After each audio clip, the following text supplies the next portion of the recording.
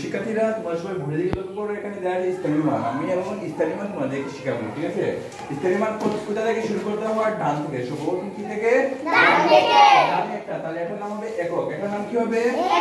একক। তাহলে এককে করে কত আছে? 4 একক। কত একক? 4 একক। হ্যাঁ, 4 একক মানে 4। 4 একক মানে কত?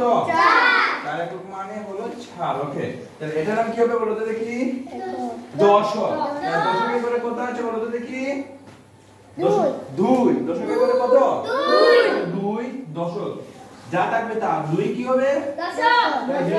2 দশক মানে কি? 2 দশে 20। 2 দশে কি হবে? 20। 2 দশক মানে 20। বুঝতে পারছো? না বুঝো নাই?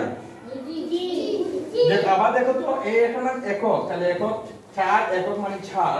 2 এখানে 2, তাহলে 2 হলো কি দশক। তাহলে দশক, তাহলে 2 দশে 20। বুঝতে পারছো? ওকে, যদি বুঝে থাকো তাহলে তোমাদেরকে অনেক অনেক ধন্যবাদ।